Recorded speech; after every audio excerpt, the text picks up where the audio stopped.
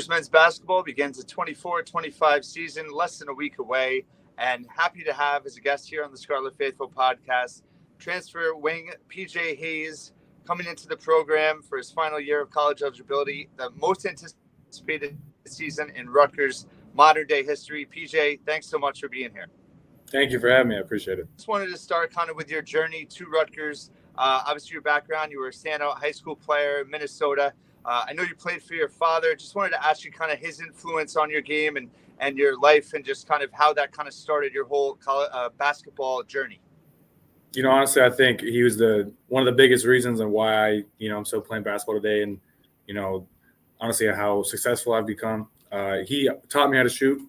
I'll always say I'm a better shooter than him, but he was the one who taught me the right way to shoot, taught me the basics.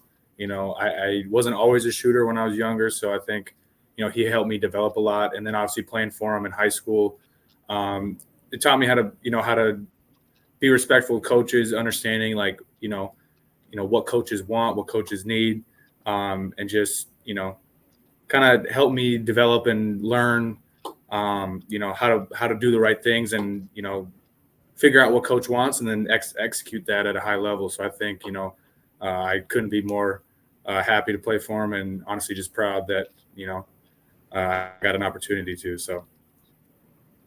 And after high school, you went Division II, Black State Hills. What was that process like? Obviously, you progressed throughout your career, had a standout last year, played for 2 Final Four teams. What did you learn from that experience, and how did that kind of get you to the next step in your career? I was blessed. I did not get a lot of looks out of high school. It was kind of a weird time with COVID and all that. But Coach Ryan Thompson at Black Hill State, gave me an opportunity that maybe at the time I didn't necessarily deserve. I think I earned it in the long run, but I think he took a chance on me, and it paid off. I think he helped me develop more than at least physically, a lot more than any other person. So I honestly appreciate him more than he knows at this point. But no, I think I made a lot of big steps during that time. I had a lot of changing I had to do, both physically and as a basketball player. I kind of had to realize the high school days are done. There's no more averaging 30. Like, it's time to lock in, find a role, execute that role at a high level, and then eventually you can show your skill set off. You don't need to be the guy at every level. You can be an impactful player on the team without being the man. And I think I learned that really well over there. I think they utilized me, really well.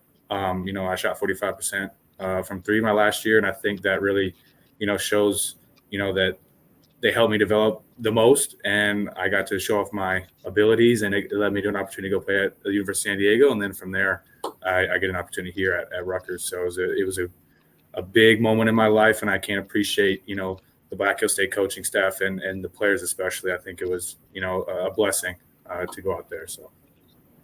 So you end up in San Diego playing for Coach Steve Lavin. Rutgers fans know him well from the Big East days. What was that like, playing for a coach like him? And I guess, you played in a very well-respected mid-major conference, playing against Gonzaga, St. Mary's, and for a team that did pretty well in the West Coast Conference. What was last year like, and what was your biggest takeaway or lesson learned that helped your game with that 1 year there? Honestly, I think, again, it was a blessing to play for Coach Lavin. I think he's an outstanding coach and honestly an even better person. I think he let me kind of relax a little bit more, like not get so uptight about playing. Like, I know it was my first year at a Division I. I was all kind of like, tensed up. I was nervous, all that stuff. And he was like, just go out there, have fun, like relax. You have the ability to play at this level. Like, I think he allowed me to kind of just, kind of realize my full potential and kind of just, play my game and not worry about, all like the noise in the background. And I think he is a really good job with helping his players through that type of stuff. And, I was, very blessed to go out there and play. And, I just found out recently that at the start of the year, that year, I fractured my thumb on my right hand. I didn't realize that. I just found out recently I took an x-ray, and I fractured my thumb at the start of the year. So the last year I played with a fractured thumb, had no idea. So I just wanted to put that out there because I I didn't realize that, and I was wondering why I couldn't really shoot at the start of the year. So you know, I think one thing is, they always had confidence in me, even though I didn't start the year shooting that great. I think I had a few, like, first 3 games, I was, not shooting the best. And, with Coach Lavin, he always has trust in his guys. So, he, every game, keep shooting, keep shooting, keep shooting. He always had faith in me. And I think that's one thing that, Coach Lavin does such a great job over there. And with all of his players that he's ever coached, I've heard wonderful things from all the players that he's coached. And I think that, honestly, like, being confident in myself and just pushing through any adversity, like missed shots, all that stuff, bad defense, I think that's something that kind of, like, Coach Lavin helped me realize that, bad games happen, move on to the next. Don't let all the outside noise get to you. Like, you spend hours in the gym, you work extremely hard, just play your game. And that's something that I think Coach Lavin really instilled in me. So I appreciate him for that. Yeah, I mean, you shot 40% from 3. You averaged 10 points a game your first Division I season in a really good conference. So to do it with an injured thumb is even more impressive. You set the program record for 9 threes in a game in that comeback against Portland. Talking about building confidence as a shooter, obviously your 3-point, you've shot at a really high level everywhere you've been. How important was that to develop that type of resiliency and confidence? And how have you kind of brought that to Rutgers and to this team now, obviously with a lot of heralded freshmen, as well as just the whole team? Yeah, honestly, I think the biggest thing with that is, knowing that, obviously as I was talking about, Coach Lavin was always, had my back and always, had faith in me. I think it's both coaching staff and the players that just kind of had my back. I had a lot of all my teammates out in San Diego always had faith in me. And I think, when you got your teammates, behind you, always rooting for you, never, every time I shoot the ball, they're like, oh, that's a make. Don't worry about it. Like, that really, like, kind of boosts my confidence. And it's the same thing here. Every guy on the team, when I shoot the ball, they're like, oh, that's going in. They still get rebounds because we have to, we're supposed to be crashing the glass and boxing out. But, every time I shoot the ball in practice, someone's going boom, or they're going, yep. So, like, just having them have confidence in me just honestly boosts my confidence in myself. So just, I think both at San Diego and here, just having a team around you, both with the coaching staff and the players, just, supporting you just makes it a whole lot easier to shoot the ball. And I was at one practice. I saw you at the end. You took some of the young freshmen to the corner and just took corner threes after practice for a while. How I guess rewarding has that been for you to kind of take on a leadership role, take some of the younger guys under their wing and just kind of get them into those types of good habits, doing that extra work? We do that after every practice. It's me, DG, Bryce, Lathan. Sometimes Pete jumps in there. Sometimes Nate jumps in there. And then every now and then we'll get a J-Will that'll hop in. Like, we're always in there shooting with Coach TJ. After every practice, we get corner threes, we get wings threes, top the key. I think it's just, it's good habits to kind of just, maybe if you didn't take as many shots after practice, just keeping your rhythm going. We're tired. We worked really hard, 2.5 hour practice, like, still having the, mental strength to just, hey, let's go get shots up. I don't care if I'm tired. I don't care if my knee hurts. I don't care if my foot hurts. Like, this is our thing. We're going to keep getting shots up. And, I think that's one thing about this group is that we're so, like, dedicated to working out and just getting better every day that even if we're hurting, we still go get shots up. We still go do our workouts in the morning. We still, work hard at lift. Like, that's one thing that, I may not have seen at every place I've been at is, there's always a few guys that don't buy in, but this group is all bought in. They're just, they're always working. It doesn't matter, where they are, the depth chart, it could be Ace, it could be me, it could be Dylan, it could be Lathan, it could be Bryce, all of them. It doesn't matter who they are, what role they have right now. They're all working just as hard as the next guy. So I think that's something that, I'm super proud of this group, especially with them being so young. That's not easy to find. And when you get every guy that's bought into working hard, that makes it a whole lot easier to kind of, gel as a team and really, get confidence and get rolling for the start of the season. So I did want to ask specifically about your shot. You obviously have an extremely quick release.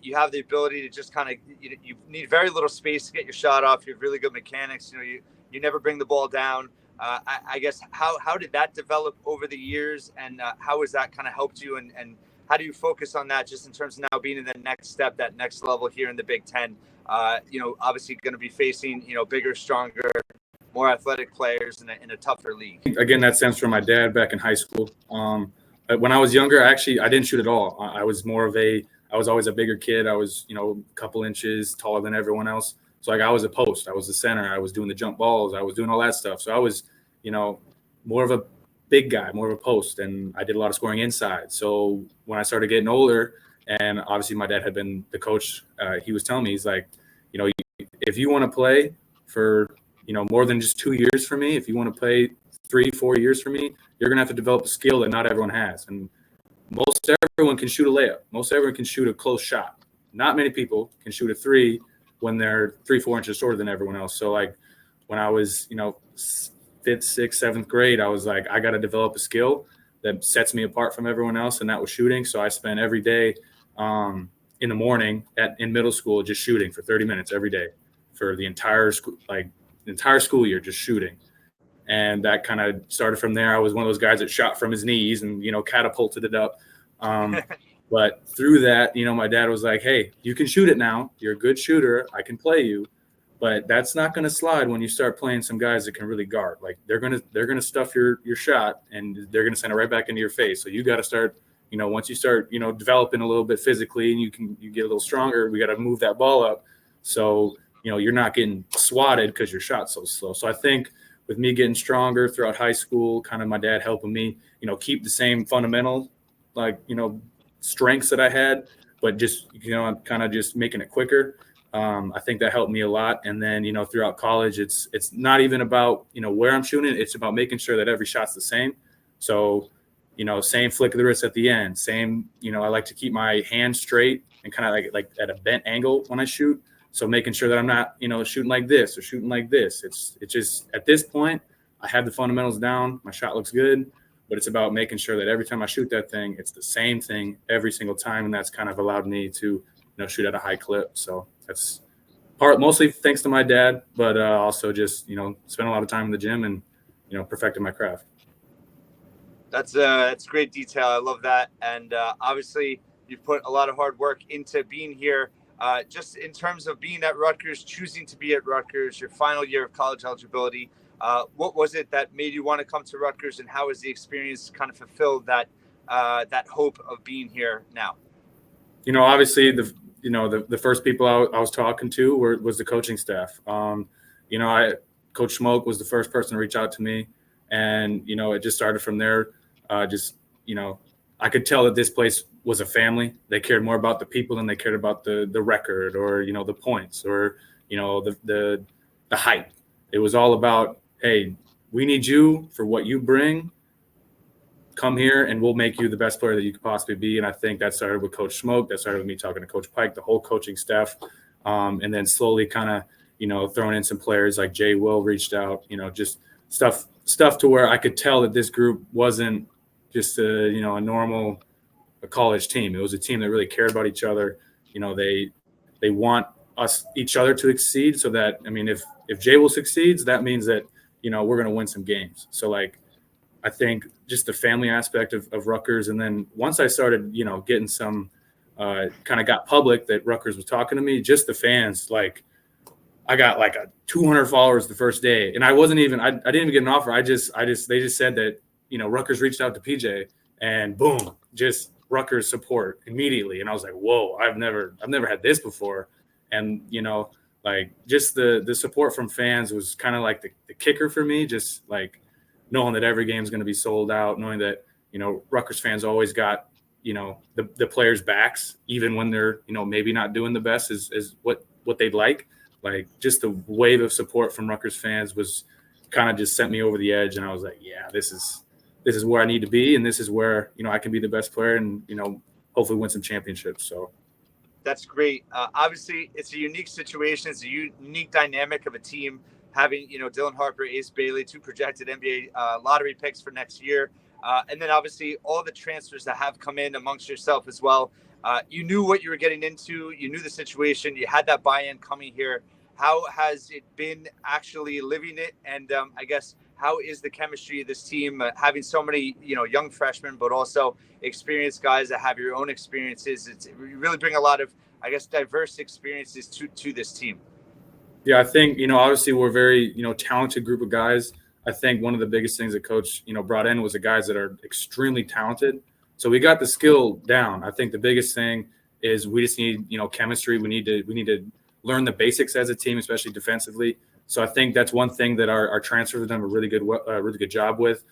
Even the returners, J Mike's done a great job at just keeping people locked in. He always brings energy every single day. You will never see J Mike having a bad day. He always coming in singing. He's coming in dancing. Like when J Mike's in the building, it's about to be a good day. So I think, especially we got Jay Wool being a great captain, great leader, making sure everyone's on task. Manny just being a force. Manny's always going to be under the paint, blocking shots, getting rebounds, dunking the ball. So just having, the older guys kind of help, turn a very skilled team into a great basketball team. I think that's something that our transfers, Jordan bringing just an elite level of, hard work, effort, defensive energy, rebounding, doing the stuff that no one really loves doing. He does it at an elite level. So I think that's something, not a lot of guys would want to do. That everyone wants to dribble. Everyone wants to take step back jumpers, go dunk on people. Jordan does the stuff that everyone does not want to do. And that's something that we need on this team. And that's something that he kind of inspires other guys to just kind of lock in and do that. And I think, that goes down to our very skilled, youth guys. And that's something that's hard to come by, and to have, returners and transfers that just kind of bring that energy is something, that I think Rutgers needs. And I think we're doing a great job at kind of, starting to come together as a team.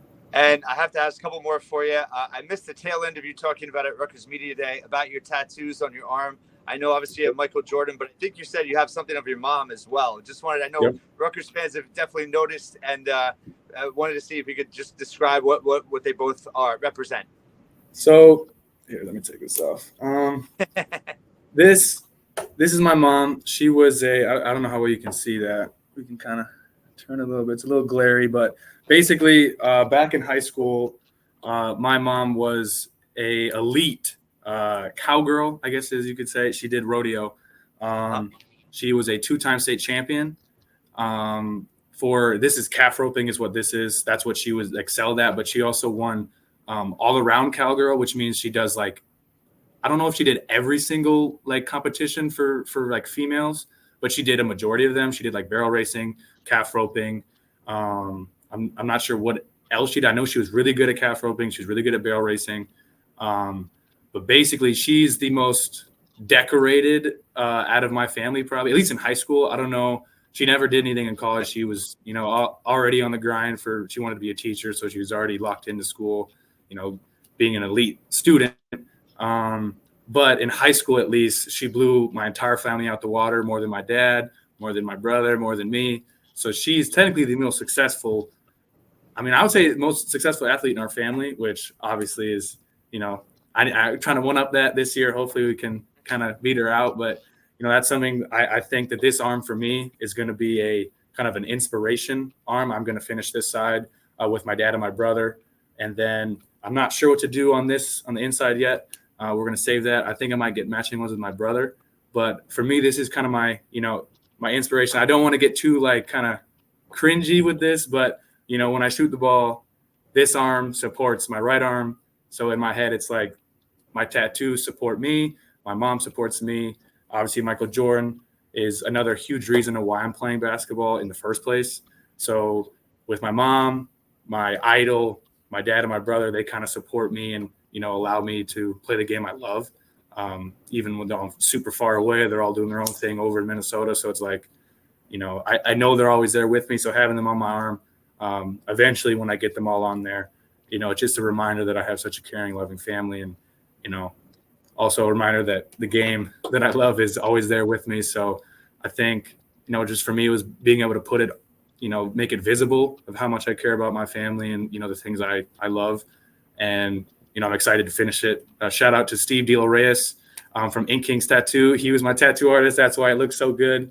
He's the best tattoo artist I've ever seen in my entire life. So if any of you are in Minnesota, go over to Ink King's Tattoo because he will hook you up. So just quick shout out to him because he's my guy. But no, I think, it's just a way for me to represent myself, kind of, show it to the world. I think that's important.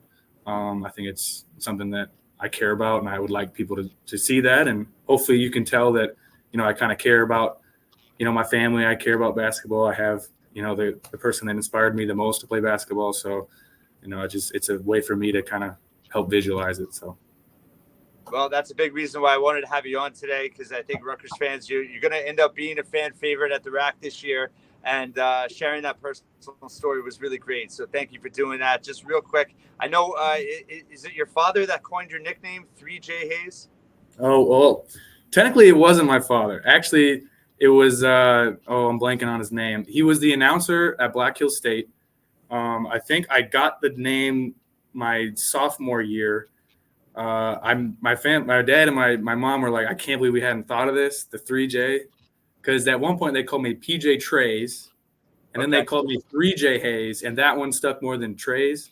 So at Black Hills State, I apologize, I am blanking on the name, but the announcer for Black Hills State called me 3J, and it just stuck. So they called me that for 2 years.